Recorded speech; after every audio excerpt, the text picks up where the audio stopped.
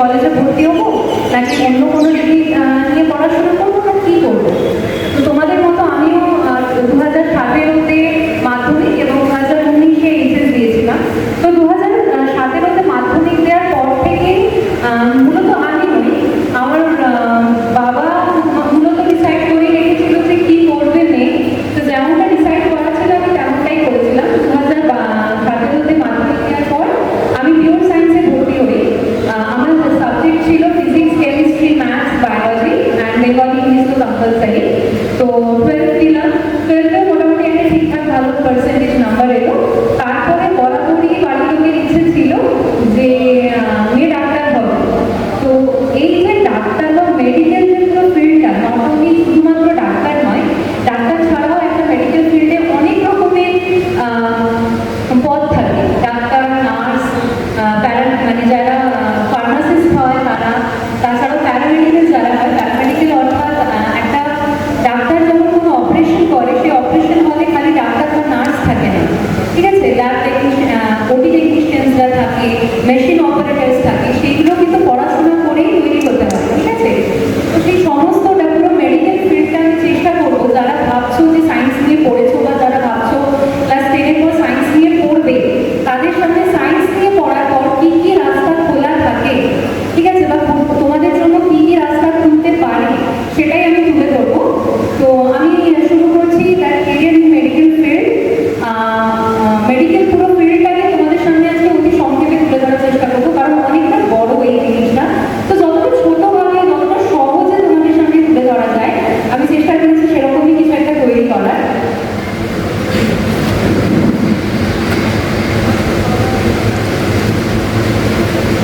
আচ্ছা, medical opportunities কী কী আছে একটা মেডিকেল ফিল্ডে?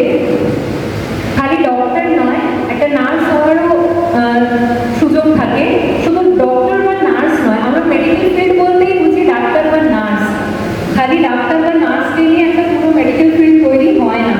এছাড়াও যে দুটো মূল আরও যে দুটোকে আমাদের দরকার হয়, যে আমাদের কোনো রোগ হলেই আমরা ডাক্তারের কাছে যাই, আর ডাক্তারকেও অপারেশন করতে পরামর্শ দেয় না, কখনো কখনো ওষুধ খেয়েও আমাদের সেরে যায়। সেই ওষুধটা আমাদেরকে যারা সাজেস্ট করে, এই প্রত্যেকটা মেডিকেল শপ তোমরা যারা দেখছো, মানে তোমরা যে দেখতে পাও ওষুধের দোকান হয়, সেই ওষুধের দোকানের পেছনে ওষুধ দোকান চালানো মনে করলেই চালানো যায় না।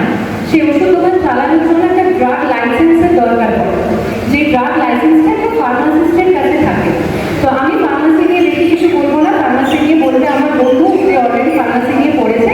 তো আমি বলে রাখলাম এই ফার্মাসিস্টও কিন্তু মেডিকেল ফিল্ডের একটা অংশ হয়। আর হচ্ছে ডেন্টিস্ট, ডেন্টিস্টটা এক রকমের ডাক্তারই হয়, ঠিক আছে। তো অনেক রকমের আমাদের সামনে মেডিকেল ফিল্ডের সুযোগ খোলা থাকে, সেগুলো কী কী এরপর আমরা এক একটা করে দেখব। প্রথমেই মেডিকেল ফিল্ডের সব থেকে বড় সর্বোচ্চ পদে যারা থাকে তারা হচ্ছে ডাক্তাররা, ঠিক আছে। তো হাউ টু বিকাম ডক্টর? আমাদের সবার মনে প্রথম প্রশ্ন, ডাক্তার কীভাবে হবো? তার জন্য you have to crack the NEET examination.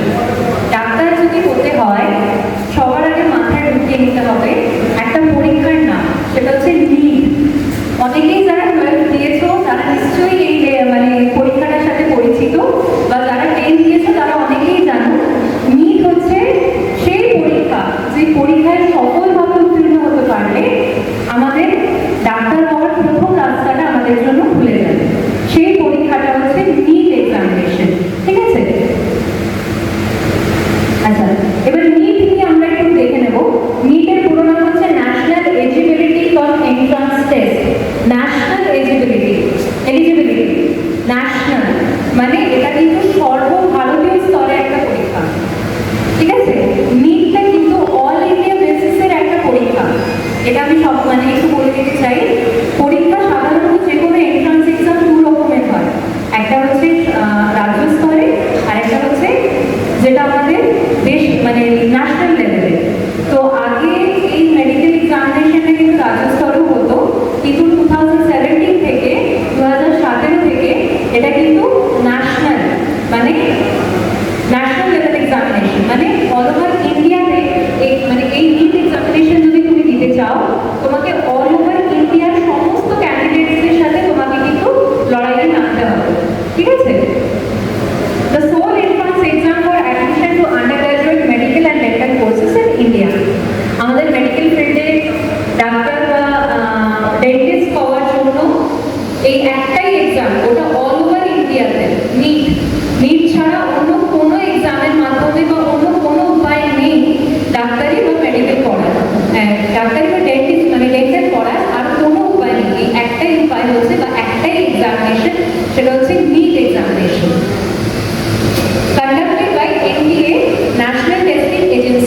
এটা কারা কন্ডাক্ট করে? NTA, national testing agency. National মানে যারা ওরা ইন্ডিয়ান ন্যাশনাল লেভেলে করবে টেস্টিং এজেন্সি, ওরাই কিন্তু এই নিটটা কন্ডাক্ট করে।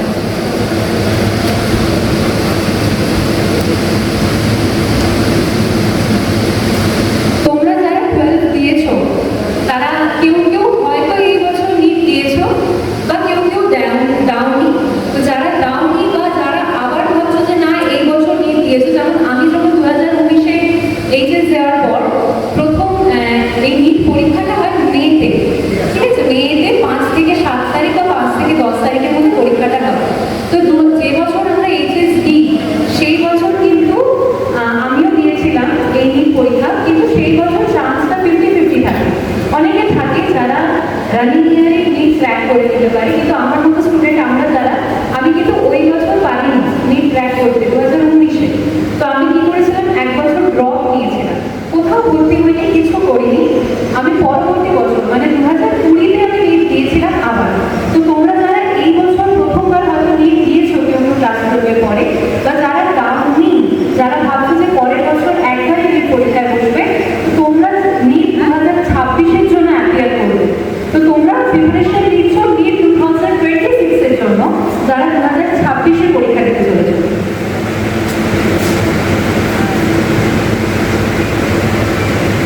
আচ্ছা, এরপরে এই নিট পরীক্ষাটা তো জানা কি, এবারে এর ক্রাইটেরিয়া কি? এই নিট পরীক্ষা চাইলেই কি আমি বসতে পারবো, বা কি কি আমার মধ্যে যোগ্যতা থাকলে তবে আমি নিট পরীক্ষার জন্য বসতে পারবো, সেই কিছু ক্রাইটেরিয়াগুলোই আমরা এবার দেখবো। প্রথম হচ্ছে এজ, বয়স। Students must be at least 70 years old by December 31st of the year they are applying for. তোমরা যেই বছর নিট দেবে বলে ভাবছো, 2025-এ যারা দিয়েছো বা 2026-এ যারা দেবে, অবশ্যই 18 বছর পূর্ণ হয়ে যেতে হবে। এজ হিসেবে যে ক্রাইটেরিয়াটা আছে, 18 বছর পূর্ণ হতে হবে নিট পরীক্ষায় বসতে গেলে, ঠিক আছে, এটা প্রথম এজ। দ্বিতীয় হচ্ছে educational qualification. He or she have completed or be appearing for the class 12 examination with must have physics, chemistry and biology. যারা রানিং ইয়ারে নিট দেবে, ধরো যারা এখন 10-এ পড়ছো, যারা ভাবছো যে 8 বছর পরে মানে 27-এ হয়তো যারা উচ্চ মাধ্যমিক দেবে, তারা কেউ তো হয়তো 27-এই একবার পরীক্ষা দেবে নি, শুধুমাত্র মানে ফিল করার জন্য বা ওটা এক্সপিরিয়েন্স করার জন্য যে কীরকম হয়, কীভাবে যেতে হয়, কীরকম কোশ্চেন থাকে, কীভাবে উত্তর করতে হয়। তো সেই জিনিসটা ফিল করার জন্য যারা ভাবছো যে প্রথম বছর পরীক্ষায় বসবে, বা অনেকে থাকে যারা আমার মতো স্টুডেন্ট যারা 1 বছর গ্যাপ দিয়ে আবার যারা পরীক্ষায় বসবে আর কি পরবর্তী বছর, তো অবশ্যই ভাবে স্টুডেন্টদেরকে আইদার তুমি যেই বছর এইচএস দিচ্ছ এইচএস পরীক্ষা দিয়ে বসতে পারো, বা এইচএস পরীক্ষা সাকসেসফুলি এইচএস ক্লিয়ার করার পর বসতে পারো। বিফোর এইচএস এক্সামিনেশন কোনোভাবে কেউ অ্যাপ্লিকেবল নয় এই পরীক্ষায় বসার জন্য। আইদার যে বছর এইচএস দিচ্ছ ফেব্রুয়ারি বা মার্চে, সেই বছরের মে মাসে, বা যেই বছর এইচএস দিয়ে দিচ্ছ তার পরবর্তী বছর।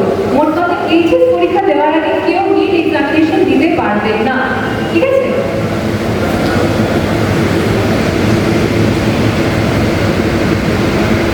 আচ্ছা, নিটের সিলেবাস কি কি থাকে? Physics, chemistry, biology. যারা নিট দেবে বলে ভাবছো, যারা ডাক্তার হবে বলে ভাবছো, বা যারা ডেন্টিস্ট হবে বলে ভাবছো, তাদের জন্য কিন্তু এই 3টে সাবজেক্ট এইচএস-এ থাকাটা ভীষণভাবে গুরুত্বপূর্ণ। কি কি? Biology, physics, chemistry. আচ্ছা, নিট এক্সাম প্যাটার্নটা কিরকম হয়? Exam mode pen and paper format, offline with OMR sheet. আজকাল অনেক পরীক্ষা অনলাইনে হয়, আজকাল অনেক পরীক্ষা অফলাইনে হয়। নিট কিন্তু অফলাইনে এক্সাম হয়, pen and paper, OMR sheet. অনেকেই জানো ওয়েমার শিট কি হয়, আশা করি সবাই জানো ওয়েমার শিট কি হয়। ওই ওয়েমার শিটে কিন্তু পরীক্ষা হয়, ঠিক আছে। কিছু মাল্টিপল কোশ্চেন্স থাকে, এখানে কোনো সেন্টেন্স লেখার কোনো বিষয় থাকে না, সব মাল্টিপল চয়েস কোশ্চেন থাকে, এবং সেই মাল্টিপল চয়েসের অ্যান্সারসগুলোকে তোমাকে ওয়েমার শিটে পড়তে হবে। এই হচ্ছে পরীক্ষার প্যাটার্ন। Total question 180 compulsory questions to attend, 180টা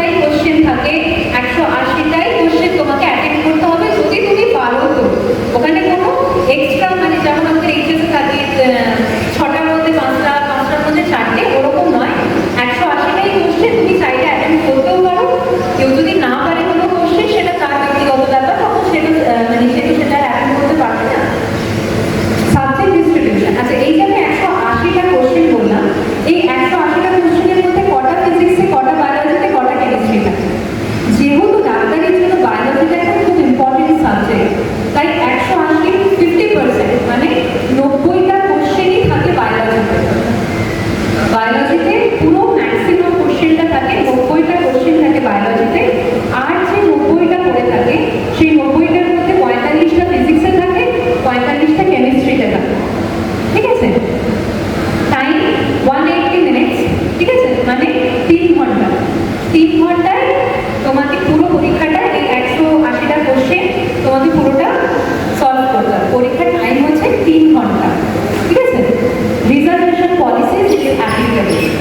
আমাদের রিজার্ভেশন যাদের আছে, আমরা এসসি এসসি ওবিসি, ঠিক আছে, এই রিজার্ভেশন পলিসিসটা কিন্তু এই পরীক্ষার ক্ষেত্রে অ্যাপ্লিকেবল, ঠিক আছে? মানে আমাদের যাদের রিজার্ভেশন আছে তাদের জন্য একটা আলাদা, মানে একটা আলাদা সুবিধা এই পরীক্ষার জন্য বরাদ্দ, ঠিক আছে?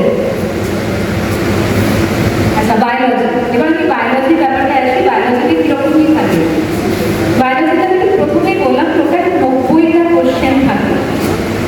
বায়োলজিতে টোটাল 90টা কোশ্চেন থাকে, যার মধ্যে 45টা বোটানি, 45টা জুলজি। এবার অনেকেই বলবে যারা 10 দিয়েছো বা যারা 12, আমাদের 12-এর যারা বায়োলজি যে বইটা পড়া, আশা করি এখনো আমরা যে 7টা পাবলিকেশন করে এসেছি এখনো হয়তো সবাই ওটাই বায়োলজি বই পড়ে, যারা ওয়েস্ট বেঙ্গল বোর্ডে রাখি। আমাদের বোটানি জুলজি করে কোনো ভাগ করা থাকে না বায়োলজি। কিন্তু যখন নিট পড়বে বা নিটের জন্য প্রিপারেশন নেবে, ওটা কিন্তু পুরোটাই সিবিএসসি সিলেবাসের উপর বেস করে হয়, সেন্ট্রাল বোর্ড। যেহেতু এটা ন্যাশনাল লেভেল একটা এক্সামিনেশন, তাই ওই পরীক্ষার যে কোশ্চেনের প্যাটার্ন, ওই কোশ্চেনটাও কিন্তু পুরোটাই সিবিএসসি বোর্ডের, মানে সেন্ট্রাল বোর্ডের উপরে ডিপেন্ড করে কোশ্চেন অ্যারেঞ্জ করা হয়। ওই সেন্ট্রাল বোর্ডের বায়োলজি কিন্তু দুটো ভাগে বিভক্ত, একটা বোটানি আর একটা হচ্ছে জুলজি। বোটানি হচ্ছে উদ্ভিদবিদ্যা, যেটা আমাদের বাংলা মিডিয়ামের বইতে আছে, ঠিক আছে? উদ্ভিদবিদ্যা, আর একটা জুলজি মানে প্রাণীবিদ্যা। এটা আমাদের বেঙ্গলি ওয়েস্ট বেঙ্গল বোর্ডের 7টা পাবলিকেশনের জীববিদ্যার বইতে ভাগ করা নেই আলাদা করে বোটানি, জুলজি বা উদ্ভিদবিদ্যা, প্রাণীবিদ্যা। কিন্তু এটা কিন্তু সিবিএসসিতে যারা পড়েছে বা আইসিএসসিতে যারা পড়েছে তাদের বইতে কিন্তু এটা ভাগ করা থাকে। এবং নিটেও কিন্তু ওই রকম ভাবেই প্রশ্নটা আসে, 45টা আসে জুলজি থেকে মানে প্রাণীবিদ্যা থেকে, এবং 45টা আসে উদ্ভিদবিদ্যা থেকে, ঠিক আছে? আচ্ছা, 4 marks for each correct answer. এই যে 90টা কোশ্চেন, পার কোশ্চেনে কত নাম্বার করে থাকে? 4 নাম্বার করে থাকে। তুমি যদি একটা কোশ্চেন ঠিক অ্যাটেন্ড করো, তুমি একটা কোশ্চেন ঠিক করলে কত নাম্বার পাচ্ছ? 4 নাম্বার পাচ্ছ। আর -1 mark for each incorrect answer. যদি একটা কোশ্চেন তুমি ভুল করে আসো, ঠিক আছে? আমাদের যেমন কি হয় এইচএস বা মাধ্যমিকে আমরা যদি কোনো অঙ্ক ভুল করে আসি সেখানে আমরা 0 পাই, কোনো নেগেটিভ মার্কিং থাকে না। কিন্তু এই পরীক্ষায় কিন্তু নেগেটিভ মার্কিং আছে। তুমি যদি একটা কোশ্চেন ভুল করে আসো তোমার -1 হচ্ছে, মানে টোটাল ওই দেখতে গেলে তোমার কিন্তু একটা কোশ্চেন ভুলের জন্য 5 নাম্বার চলে যাবে। কি করে? এক তো ওই কোশ্চেনের জন্য যে 4 নাম্বার বরাদ্দ ছিল সেই 4 নাম্বার, আর তুমি যে ভুল করছো তার জন্য আরো 1 নাম্বার, মানে সব মিলিয়ে একটা কোশ্চেন ভুল করলে কিন্তু 5 নাম্বার তোমার চলে যাচ্ছে। তার থেকে ভালো কি, আমি সেটা জানি না, আমি সেটা অ্যাটেম্প করবো না। অ্যাটেম্প করলে 0, কিন্তু ভুল করলে কিন্তু 5 নাম্বার চলে যাচ্ছে, ঠিক আছে? এইটা একটু সবাইকে মাথায় রাখতে হবে, ঠিক আছে? অনেক সময় দেখা যায় কি হয়, এই নেগেটিভ মার্কিং এর চক্করে স্টুডেন্টদের অ্যাকচুয়াল যে নাম্বারটা তার থেকে নাম্বারটা অনেক কম আসে বা র্যাঙ্কটাও অনেকটা পিছনে চলে আসে, যেটা প্রথম বছর আমার সাথে হয়েছিল, ঠিক আছে? আমি যদি যতটা স্কোর করেছিলাম আমার নেগেটিভ মার্কিং সেখানে বেশি হয়ে গেছে, ঠিক আছে? এটা প্রথম অনেকে জানা থাকে না, যেটা আমারও জানা ছিল না। তো প্রথম বছর ওই জন্য সবাই অ্যাপ্লাইটাই করে শুধুমাত্র জিনিসটার সম্বন্ধে এক্সপিরিয়েন্স নেওয়ার জন্য, কারণ আমাদের কাছে সবার কাছে এই একটা ন্যাশনাল লেভেল এক্সামিনেশন নতুন হয়, ঠিক আছে? আচ্ছা, no negative marking for unattended question. যেমনটা বললাম, কোনো কোশ্চেন অ্যাটেন্ড না করলে তোমার 0, কোনো লাভও হবে না, কোনো ক্ষতিও হবে না। তো কোনো রকম নেগেটিভ মার্কিং থাকে না, 0। যদি অ্যাটেন্ড না করতে পারো 0, ঠিক আছে? আচ্ছা, টোটাল তাহলে কত হচ্ছে? 90টা কোশ্চেন, পার কোশ্চেন 4 নাম্বার করে, তাহলে 90 × 4 360 মার্কস। বায়োলজিতে কত থাকে? নিতে 360, 360 নাম্বার থাকে বায়োলজিতে, টোটাল 360 নাম্বার থাকে। আর আমি বলে রাখছি এই 360 নাম্বারটাই কিন্তু আমাদের এসসি ক্যান্ডিডেটদের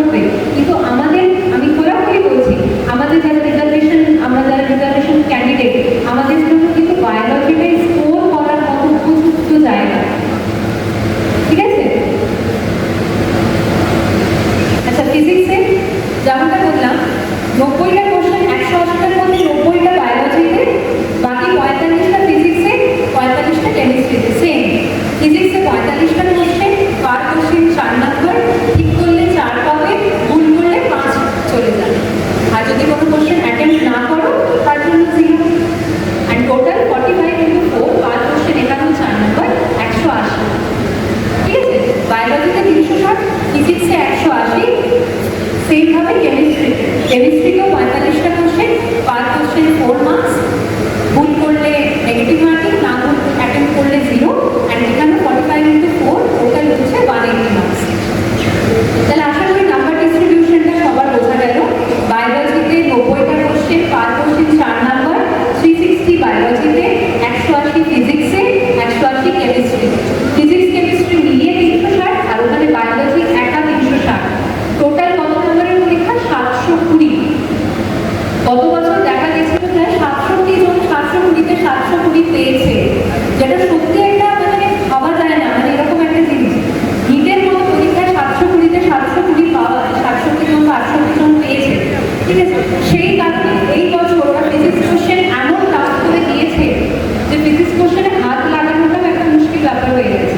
তাই আমি তোমাদের বারবার বলবো, যারা নিটে স্কোর করতে চাইছো অবশ্যই বেশি করে বায়োলজিতে ফোকাস করো, ঠিক আছে? এবার how to prepare for NEET. একটা অল ইন্ডিয়া বেসিস পরীক্ষার প্রিপারেশন নেওয়া তো আর চারটিখানি ব্যাপার নয়। আমি যেমনটা বললাম, তার সিলেবাসটাও কিন্তু ডিফারেন্ট হয়। তার সিলেবাসটা যেহেতু অল ইন্ডিয়া বেসিস পরীক্ষা, ওরা শুধুমাত্র ওয়েস্ট বেঙ্গল বোর্ড বা বিহার বোর্ড বা আসাম বোর্ডের উপর ডিপেন্ড করে না। ওরা একটা কমন বোর্ডকে মানে ডিসাইড করে, যার সিলেবাসটা সবার জন্য সেম হবে, সেটা হচ্ছে সিবিএসই, সেন্ট্রাল বোর্ড, ঠিক আছে? সেই সেন্ট্রাল বোর্ড সিবিএসসি যে বোর্ড, সেই সিবিএসসিতে ওরা ক্লাস 11-12-এ যেই বই পড়ে সেটা হচ্ছে এনসিইআরটি বুকস। অনেকেই জানো এনসিইআরটি বুকস যেটা ওরা 11-12-এ পড়ে। আমরা যখন 11-12-এ ওয়েস্ট বেঙ্গল বোর্ডের যে শান্তা পাবলিকেশনসের ওই সেম বই গত 10 বছর 15 বছর ধরে একই চলছে, ওদেরও কিন্তু যেমন সিবিএসসিতে এনসিইআরটি বুকস বলা হয়, যেটা 11 আর 12-এর জন্য। ওই বই দুটোই হচ্ছে নিট পাওয়ার একমাত্র রাস্তা, ঠিক আছে? অনলি এনসিইআরটি বুকস 11-12-এ, অনলি এনসিইআরটি বুকসই তোমাকে বাঁচাবে এই নিট থেকে। অন্য কিচ্ছু পড়তে হবে না, কোনো বই নয়, কোনো কিচ্ছু নয়। ওই এনসিইআরটি বুকসগুলোই হচ্ছে তোমার নিটের সিলেবাস। ওই এনসিইআরটি বইয়ের প্রত্যেকটা লাইন থেকে ওরা প্রশ্ন করে, ঠিক আছে? এমন নয় যে আমি বইটা পড়ে দিলাম, প্রত্যেকটা লাইন, প্রত্যেকটা ওয়ার্ড থেকে ওরা তুলে তুলে প্রশ্ন করে। বইগুলো কিন্তু খুব ছোটো ছোটো, হার্ডলি 6 মান্থস লাগবে পড়তে, কিন্তু ওই মানে পড়তেও হয় প্রত্যেকটা ওয়ার্ড মাথায় রেখে রেখে, ঠিক আছে? কারণ ওরা সিলেবাসটা খুবই সহজ, কিন্তু ওরা প্রশ্নটাও সেই রকমভাবেই করে, প্রত্যেকটা ওয়ার্ড থেকে তুলে তুলে ওরা প্রশ্নগুলো করে, ঠিক আছে? Self study is the best option, but coaching is also available. যারা নিজেরা পড়বে, সেলফ স্টাডি সব থেকে বেস্ট অপশন, ঠিক আছে? এবার বায়োলজিটা হয়তো অনেক সময় সেলফ স্টাডিতে হয়ে যায়, কিন্তু ফিজিক্স কেমিস্ট্রি সেলফ স্টাডিতে হয় না। তার জন্য কোচিং নিতে পারো। কোচিং তুমি অনলাইনেও নিতে পারো, অফলাইনেও নিতে পারো। অনলাইনেও আজকাল সমস্ত ধরনের কোচিং অ্যাভেলেবেল, অফলাইনেও আছে। আকাশ, অ্যালেন, ফিজিক্সওয়ালা, এদের অফলাইন ক্লাসেসও নিতে পারো, অনলাইন ক্লাসেসও নিতে পারো, ঠিক আছে? তবে একটা ডিফারেন্সকে আমি বলে দিই, অফলাইন ক্লাস নিলে তোমাকে রেগুলার বেসিসে গিয়ে ওখানে ক্লাস করতে হবে। ওরা সকাল 9টা থেকে বিকেল 4টে অবধি ক্লাস। তো অনেকেরই বাড়ির আশেপাশে তো সেন্টার থাকে না,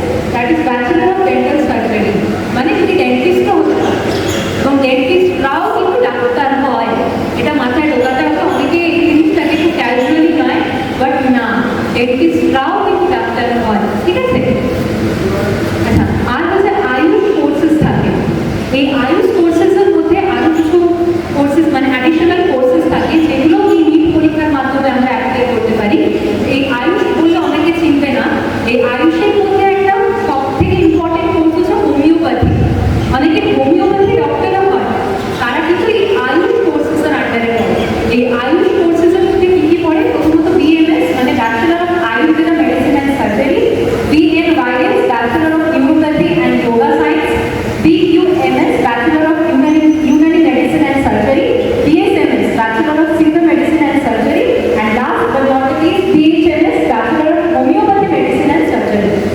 ঠিক আছে, এই বাকি চারটের মধ্যে, এই পাঁচটার মধ্যে এই ব্যাচেলর অফ হোমিওপ্যাথি যেটা, এই হোমিওপ্যাথিটা কিন্তু খুব পপুলার। এই হোমিওপ্যাথি দিয়ে কিন্তু পড়েও তোমার সামনে একটা সাকসেসফুল কেরিয়ার ওয়েট করতে পারে। ঠিক আছে, আর হচ্ছে bachelor of veterinary science. Veterinary doctor সম্বন্ধে অনেকে হয়তো ধারণা আছে বা জানেন নেই, তাদের বলে দিচ্ছি। ভেটেরিনারি ডক্টর, এমবিবিএস ডক্টর যেমন মানুষের ডক্টর হয়, ভেটেরিনারি ডক্টররা হচ্ছে অ্যানিমালস ডক্টর। এই অ্যানিমালস ডক্টরদেরও কিন্তু অনেক ডিমান্ড। ঠিক আছে, আমরা এগুলো এখন আস্তে আস্তে জানছি, আগে আমরা জানতাম না, কিন্তু এই ভেটেরিনারি ডক্টরসদেরও কিন্তু যথেষ্ট ডিমান্ড আছে। ঠিক আছে, বিশেষ করে আমার ফ্যামিলিতেই আছে, আমার মাসি উনি ভেটেরিনারি ডক্টর।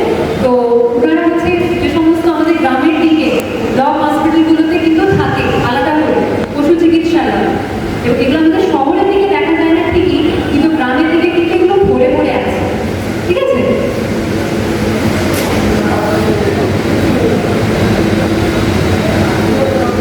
আচ্ছা এবারে এমবিবিএস আর বিডিএস, যারা ভাবছো এমবিবিএস করবে, সেই এমবিবিএস হচ্ছে কোর্স ডিউরেশন 5.5 ইয়ার্সের একটা কোর্স ইনক্লুডিং ইন্টার্নশিপ। আমরা যারা এমবিবিএস করছি, আমি বাদ দিই, এখানে আমাদের আরো অনেকে, আমার সিনিয়ররা আছে, আমার সহপাঠীরা আছে, আমরা এমবিবিএস যখন করতে ঢুকলাম, আমাদের এই এমবিবিএস এর কোর্সটা হচ্ছে 5.5 বছরের একটা কোর্স, যার মধ্যে 4.5 বছরের পড়াশোনা, first year, second year, third year, final year বা ফোর্থ ইয়ার, আর 1 বছরের হচ্ছে ইন্টার্নশিপ। মানে আমাদের হসপিটাল ডিউটি করতে হয়, প্র্যাকটিস করতে হয়, প্রত্যেকটা ডিপার্টমেন্টে ঘুরতে হয়, এবং সেই প্রত্যেকটা ডিপার্টমেন্টে ডিফারেন্ট কেসেস আমাদেরকে স্টাডি করতে হয়। আমি সবাইকে বলে রাখি, খুব ইন্টারেস্টিং একটা জিনিস। ঠিক আছে, ডাক্তারি যারা ভাবছো করবে, তোমরা কেউ ভাবতেও পারো এরকম এরকম জিনিস এক্সপিরিয়েন্স করবে। ঠিক আছে, সে ক্যাটেগরি ডিসেকশন, মানুষকে ছিন্নভিন্ন করা থেকে পোস্টমর্টম, এভরিথিং চোখের সামনে। আমরা সবাই এই জিনিসগুলো এক্সপিরিয়েন্স করেছি। আমরা ভাবতেও পারি না কেউ চোখের সামনে দাঁড়িয়ে পোস্টমর্টম দেখবো, কিন্তু আমরা দেখেছি। তো যারা হচ্ছে এমবিবিএস করবে, হয়তো খুব একটু টাফ জিনিসটা লাগছে, কিন্তু খুব খুব ইন্টারেস্টিং একটা জিনিস, সম্পূর্ণ ডিফারেন্ট। তুমি যখন এমবিবিএস যারা পড়বে ভাবছো, যদি কেউ পড়ো, তোমার বন্ধুরা তোমার কাছে এসে জিজ্ঞাসা করবে, আচ্ছা তুই দেখেছিস কিভাবে পোস্টমর্টম হয়? এখন যেরকম আমাকে সবাই জিজ্ঞাসা করে, তো সবাইকে তখন বলতে ভালো লাগে, হ্যাঁ পুরো হসপিটালটা ঘুরে দেখা হয়ে গেছে, পুরো হসপিটালের সমস্ত কিছু দেখা হয়ে গেছে, পোস্টমর্টম থেকে শুরু করে ক্যাটেগরি ডিসেকশন সমস্ত কিছু। ঠিক আছে, তো সেই 5.5 বছরের একটা কোর্স, যেমনটা বললাম, অ্যাডমিশন নিতে হলে নিট পরীক্ষা একমাত্র অ্যাডমিশনের জায়গা। Job opportunities, graduate can work as a registered doctor in both government and private hospital. একবার যদি এমবিবিএস ডক্টর হয়ে যেতে পারো, এই 5.5 বছরের যদি কোর্সটা কমপ্লিট করে নিতে পারো, তোমার নামের আগে ডক্টর ওয়ার্ডটা সারা জীবনের মতো বসে যাচ্ছে।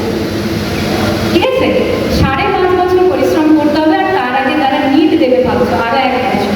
6.5 বছর যদি পরিশ্রম করো 12 দেওয়ার পর, নামের আগে সারা জীবনের মতো যতদিন বেঁচে থাকবে ডাক্তার ওয়ার্ডটা বসে যাচ্ছে। ঠিক আছে, আচ্ছা বিডিএস মানে ডেন্টাল। এই বিডিএস এর কোর্স হচ্ছে 5 বছরের, ওরা আমাদের থেকে 6 মাস কম। ঠিক আছে, 5 বছরের একটা কোর্স। এদেরও অ্যাডমিশন প্রসেস ভায়া নিট এক্সাম দিয়ে সেম, জব অপরচুনিটিসও ওদের থেকে সেম। আমরা এমবিবিএস ডক্টর হিসেবে জয়েন করি, ওরা বিডিএস ডক্টর হিসেবে। ঠিক আছে, আচ্ছা এই হচ্ছে ডক্টরের সাইডটা। ঠিক আছে, ডক্টর হয়ে গেল, এবার হচ্ছে nursing, second most important medical ফিল্ডে যারা ভাবছো নার্সিং করবে, বিশেষ করে মেয়েদের জন্য। ঠিক আছে, এবার মেয়েরা একটু মন দিয়ে শোনো, যারা আর্টস, কমার্স, সায়েন্স, 3টে কোর্সের জন্যই কিন্তু নার্সিংয়ের রাস্তা খোলা আছে। এতক্ষণ আমি যেটা বললাম এমবিবিএস বা বিডিএস, তাদের জন্য যেমন ফিজিক্স, কেমিস্ট্রি, বায়োলজিটা লাগছে, প্রথমত নার্স হওয়ার জন্য ছেলে মেয়ে দুজনেই নার্স হতে পারে, এবং এই নার্সিংয়ের জন্য কোনো সাবজেক্ট ডিস্ট্রিবিউশন নেই। আর্টসের ক্যান্ডিডেটরাও নার্স হতে পারে,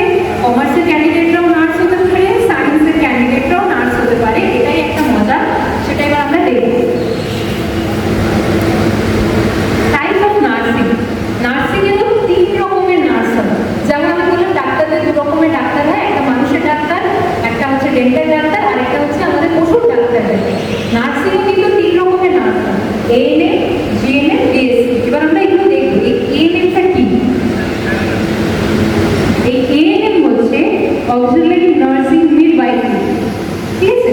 এই এএনএম নার্সিং এর জন্য আমি ছোট করে বলছি, এই যে এলিজিবিলিটি কি কি হতে হবে, মোট কথা 12 পাস করতে হবে যে কোনো স্ট্রিমে,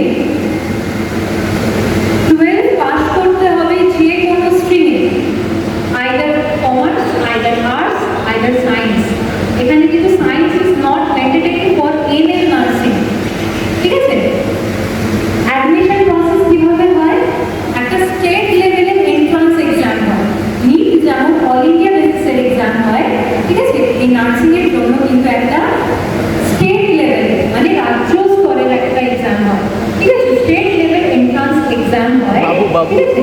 এই এন্ট্রান্স এক্সাম কন্ডাক্ট করা হয় WBJEE, ওয়েস্ট বেঙ্গল জয়েন্ট যে বোর্ড আছে তারা কন্ডাক্ট করে, ঠিক আছে?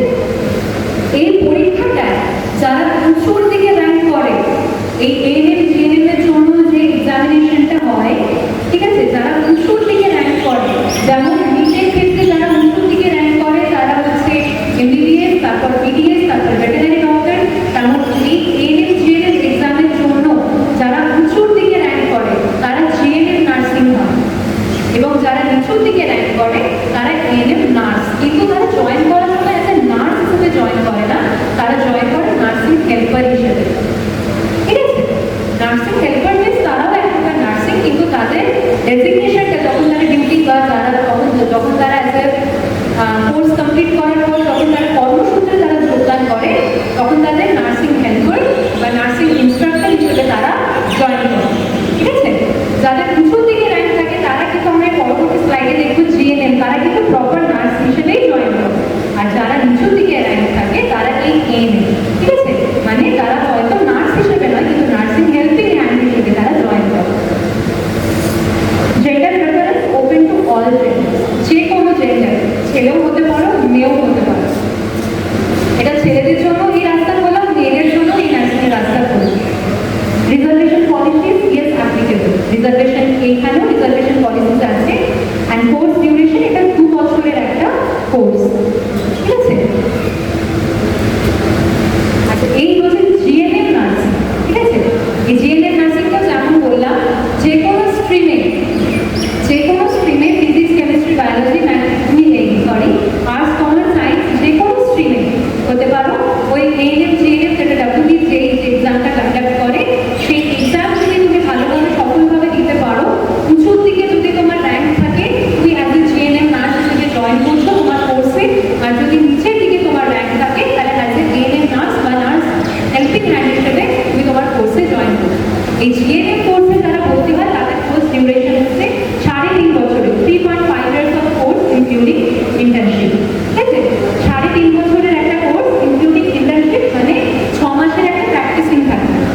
Job opportunities, they can work as staff nurses, midwives, community health nurses and more in both government and private hospital. তুমি কিন্তু কোর্স কমপ্লিট করার পর গভর্নমেন্ট হসপিটালেও অ্যাজ এ নার্স হিসেবে জয়েন করতে পারো, গভর্নমেন্টের যে রিক্রুটমেন্ট আছে সেই অনুযায়ী চাইলে প্রাইভেট নার্সিং হোমেও অ্যাজ এ নার্স হিসেবে জয়েন করতে পারো।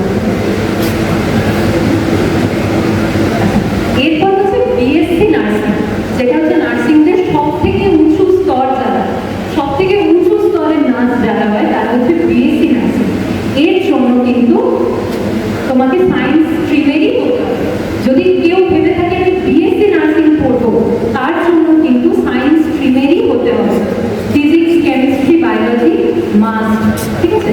হ্যাঁ, তো অ্যাডমিশন প্রসেস এদের ক্ষেত্রে চেনপা বলে একটা আলাদা আন্ডারগ্র্যাজুয়েট এক্সাম হয়, ঠিক আছে? বিএসসি নার্সিংদের জন্য চেনপা বলে